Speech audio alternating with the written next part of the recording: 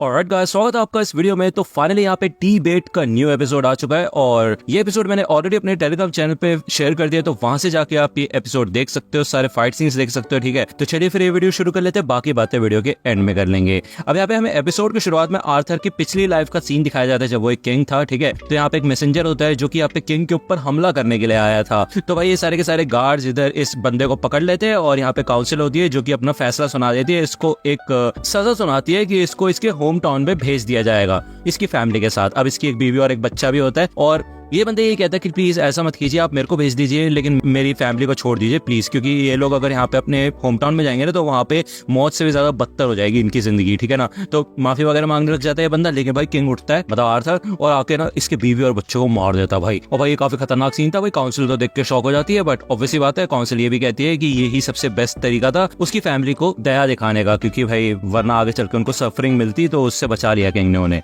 ठीक है, तो इसलिए यहाँ पे ये बंदा किंग का ही शुक्रिया अदा करता है। यहाँ पे फिर से अभी का सीन दिखाया जाता है। तो यार रेनॉल्ड्स इधर ये ग्लव्स होते हैं जो कि वो आर्थर के लिए लेके आया होता है, लेकिन आर्थर इन ग्लव्स को नहीं लेता बल्कि एक लकड़ी की तलवार ले लेता है। ये दोनों यहाँ पे प्रैक्टिस करना शुरू करते हैं। अब ये दोनों ही अपनी अपनी एनर्जी लगाते हैं इन लकड़ी के टूल्स में। भले यहाँ पे आर्थर तो भाई अपनी एनर्जी लगाता है तो रेनॉल्ड्स थोड़ा शॉक हो जाता है। आर्थर आगे बढ़ता है और भाई रेनॉल्ड्स के इस लकड़ी को तोड़ देता है। भाई ये नॉर्मल लकड़ी होती है लेकिन इसके अंदर बस ये अपनी एनर्जी वगैरह डाल देते हैं, बस प्रैक्टिस कर रहे होते हैं ये लोग। ठीक है ना, लेकिन इससे यहाँ पे आर्थर की जो ताकत होती है वो प्रूव हो जाती है रेनॉल्ड्स को। तो यहाँ पे वो एलिस से ही कहते हैं कि हमें यहाँ पे उसके लिए एक टीचर ढूंढना चाहिए, एक प्रोफेशनल जो कि उसको ठीक से ट्रेन कर पाए। लेकिन एलिस को ये बात बिल्कुल भी पसंद नहीं आती, क्योंकि ऑब्वियसली बात है वो सिर्फ 4 साल का है यार और वो अपने आप से उसको दूर नहीं भेज सकती। और वैसे रेनॉल्ड्स ने कहा था कि वो खुद सिखा देगा आर्थर को, लेकिन यार ऑब्वियसली बात है कि अब आर्थर का जो टैलेंट है वो बहुत ज्यादा तगड़ा है इतनी सी एज में। ओके, जिस वजह से यहाँ पे उसको एक प्रोफेशनल टीचर की जरूरत पड़ेगी। अब ये दोनों तो बहस करने लग जाते हैं कि हमें भेजना चाहिए या नहीं भेजना चाहिए। एलिस तो इस चीज के खिलाफ होती है कि आर्थर को कहीं भी भेजा जाए इतनी छोटी एज में। ओके, तो रेनॉल्ड्स यही कहता है कि मैं उसके फ्यूचर के लिए कह रहा हूँ। तो यार एलिस कहती है कि तुम तो ऐसे कह रहे हो जैसे कि प्रेजेंट मैटर ही नहीं करता, कि तुम अपने छोटे बच्चे के साथ रहना नहीं चाहते। तो ये दोनों यहाँ पे इस बात पे बहसबाजी करने लग जाते हैं। तो आर्थर एक सोल्यूशन निकालता है, वो कहता है मैं तीसरा ही ऑप्शन दे देता हूँ कि क्यों ना आप भी मेरे साथ चलो। तो ये दोनों कहते हैं वाह यार हमारा बेटा तो जीने से, ये सच में काफी कमाल का आइडिया है। तो ये दोनों यहाँ पे तैयारी वगैरह कर लेते हैं। तो बेसिकली ये लोग किसी स्कूल या फिर किसी ऑर्गेनाइजेशन में नहीं जाने वाले, क्योंकि आपको पता है ये पुराना जमाना है काइंड ऑफ, और इस वजह से ये लोग एक जर्नी पे जाएंगे जिस जर्नी के दौरान ये अलग अलग चीजें सीखेंगे। ओके, यानी कि सिखाएंगे आर्थर को। तो यहाँ पे कुछ लोग आ जाते हैं और आर्थर इनसे पहले मिला हुआ होता है। ठीक है, इस ग्रुप का नाम है ट्विन हॉर्न और एलिस और रेनॉल्ड्स भी इसी ग्रुप में शामिल थे पहले। ठीक है, ये सब के सब लोग यहाँ पे आर्थर से मिलते हैं, अपना अपना इंट्रोडक्शन देते हैं। ठीक है, और इसके बाद निकल जाते हैं अपनी जर्नी के ऊपर। यहाँ पे आर्थर नोटिस करता है कि ये काफी अलग तरीका है इधर उधर जाने का, ट्रांसपोर्टेशन का, घोड़ा गाड़ी टाइप, क्योंकि उसकी दुनिया में अलग ही टाइप के टेक्नोलॉजी एडवांस हो गई थी भाई, मतलब फ्लाइंग प्लेन्स टाइप थे। ठीक है, स्पेसशिप्स टाइप। लेकिन इस दुनिया में भी उसको काफी ज्यादा मजा आ रहा होता है। ये लोग जब यहाँ पे थोड़ा ब्रेक लेते हैं, कुछ खाते पीते हैं, तभी इधर कुछ वुल्व्स आ जाते हैं जो कि उनके ऊपर अटैक करने के लिए तैयार होते हैं। और आर्थर यही कहता है कि बस इस दुनिया की यही दिक्कत है कि यहाँ पे कोई भी जगह सेफ नहीं है, हर जगह खतरा है। तो इधर जैस्मिन और ये बाकी सारे के सारे बंदे, एडम और हेलन, ये सब ऑगमेंट्री होते हैं। ठीक है, ये लड़ना शुरू करते हैं। ओके, दूसरा एंजेला डर्डन कॉन्जरर्स होते हैं। ये सब के सब इन वुल्व्स को हरा देते हैं और इनका रात के खाने का काम हो चुका होता है। ठीक है, अब यार इन्हीं वुल्व्स का मीट वगैरह खाते हैं। जब ये लोग खाना खा रहे होते हैं तो हमें दिखाया जाता है कि एक छोटा सा पीस खाते ही इधर एलिस का पेट भर जाता है और वो कहती है कि मेरे को और नहीं खाना। हमें दिखाया जाता है रेनॉल्ड्स के बाजू पे एक घाव हो गया होता है। तो यार एलिस कहती है कि रुको डियर मैं आती हूँ, लेकिन ये सारे के सारे बंदे कहते हैं रुको एलिस। ये लोग यहाँ पे साइड में चले जाते हैं और अपना मुंह फेर लेते हैं। ठीक है, तो यहाँ पे जब एलिस हील करने लग जाती है ना, तो हमें बताया जाता है कि जो एलिस की ये ताकत है ना हीलिंग की, ये काफी ज्यादा रेयर है। ठीक है, ऐसे स्पेशल मैजिक यूजर्स को एमिटर कहा जाता है और ये इतनी आसानी से नहीं मिलते हैं। इनकी ताकत भी काफी कमाल की होती है, जिस वजह से इनको छुप के रहना पड़ता है, क्योंकि किसी भी ग्रुप में इनके ऊपर ही सबसे ज्यादा पहले हमला होता है। और यही रीजन है कि रेनॉल्ड्स इधर एलिस को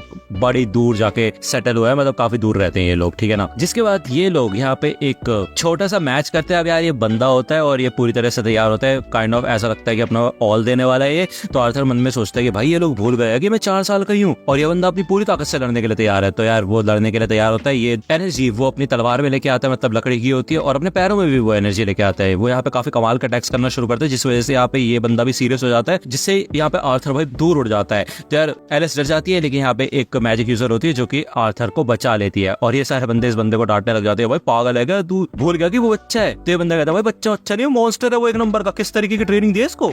तो रेनॉल्ड्स कहते हैं मैंने तो कोई ट्रेनिंग नहीं दी इसे। तो यहाँ पे जैस्मिन आती है, वो पूछती है कि क्या तुम मुझे भी सिखा सकते हो, वो एनर्जी तुमने पैरों में कैसे डाली। तो आर्थर उसका फेशियल एक्सप्रेशन देख के ही समझ जाता है कि ये उन लोगों में से एक है जो कि इतनी आसानी से हार नहीं मानते जब तक उनका गोल पूरा नहीं हो जाता, जो वो चाहते हैं उन्हें मिल नहीं जाता। अगले दिन ये लोग फिर से इधर जर्नी पे अपने निकल जाते हैं। हमें अलग अलग दिनों का सीन दिखाया जाता है जहाँ पे स्ट्रेंथ ट्रेनिंग शुरू हो जाती है आर्थर की, वो यहाँ पे तीरबाजी भी करके देखता है और जैस्मिन के साथ वो फिर से ट्रेनिंग करना भी शुरू करता है। हमें यहाँ पे रात का सीन दिखाया जाता है, रात में भी जैस्मिन उसके साथ ही होती है। अगले दिन वो उसके बर्थडे के टाइम पे उसको एक चाकू टाइप देती है गिफ्ट के तौर पे, और ये सब के सब लोग थोड़ा शौक होते हैं क्योंकि जैस्मिन अक्सर ज्यादातर लोगों से इतना घुलती मिलती नहीं है, लेकिन ऑब्वियसली बात है इधर आर्थर क्यूट है ऐसा कहती है एलिस, तो इसी वजह से शायद वो ऐसा कर रही है। ठीक है, अरे भाई यहाँ पे इन लोगों का चलने का समय हो चुका होता है, जैसे ये लोग यहाँ से जाने वाले होते हैं तभी इधर एलिस को थोड़ा अजीब सा महसूस होता है, वॉमिट जैसा। तो यार आर्थर को समझ नहीं आता है कि उसको वो कह रहा है आखिरकार। ये लोग जब अपने रास्ते पे निकल जाते हैं ना, तभी यहाँ पे इनकी गाड़ी रुक जाती है और आगे से आ जाते हैं लुटेरे गुंडे वगैरह। ठीक है, ये सबके सब लोग यहाँ पे लड़ने के लिए तैयार हो जाते हैं इन लोगों से। ओके, आर्थर समझ जाता है कि ऐसे खचरे लोग ना हर दुनिया के अंदर शामिल होते हैं। अब इनका एक लीडर टाइप भी होता है जो कि इनके ऊपर हमला करने का ऑर्डर दे रहा होता है। अब ऑब्वियसली बात है ये सारे के सारे जो ये बंदे हैं ना इनकी टीम के, ये काफी ताकतवर है और काफी कमाल के हैं, लेकिन दिक्कत ये है कि जो लुटेरे हैं इनका नंबर ज्यादा है, काफी ज्यादा है। ओके, यहाँ पे रेनॉल्ड्स की तो बात लग जाती है, तो यार आर्थर भी यहाँ पे लड़ने के लिए आता है, लेकिन रेनॉल्ड्स उसको रोक देता है और वो कहता है कि अपनी मॉम को लेके जाओ। तो यार आर्थर यही कहता है कि मेरे अंदर भी ताकत है, मैं भी लड़ सकता हूँ। तो रेनॉल्ड्स कहता है कि यही ताकत का इस्तेमाल करो अपनी मॉम को बचाने के लिए, क्योंकि तुम्हारे मॉम के पेट में एक बेबी है। हाँ आर्थर, तुम एक बड़े भाई बनने वाले हो। ये सोच के यहाँ पे आर्थर थोड़ा शॉक हो जाता है और रेनॉल्ड्स यही कहता है ठीक है फिर अपनी मॉम को बचाओ। तो यहाँ पे आर्थर भी खुश हो जाता है, भाई वो भी अपनी मॉम को लेके भागने लग जाता है। इधर रेनॉल्ड्स उसके ऊपर हमला करता है, लीडर के ऊपर।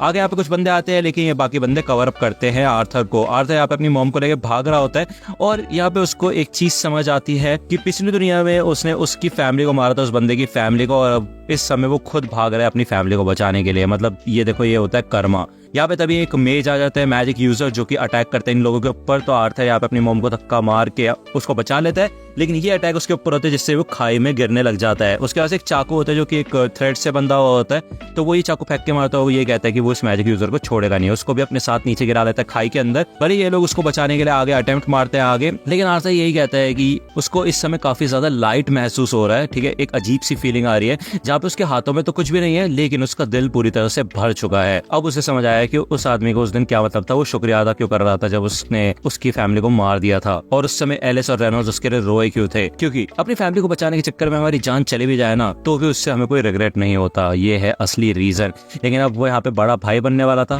तो वो सच में चाहता है कि वो बड़ा भाई बने, लेकिन ऐसा हो पाएगा या नहीं, क्योंकि यार यहाँ पे वो खाई में गिर चुका होता है। सर ये एपिसोड यहीं पे खत्म होता है, नेक्स्ट एपिसोड आएगा नेक्स्ट वीक। अगर आपको ये वीडियो पसंद आई तो लाइक करना, सब्सक्राइब कर लो, चैनल पे नए हो तो। मिलता हूँ आपसे अगले वीडियो में, तब तक के लिए गुड बाय।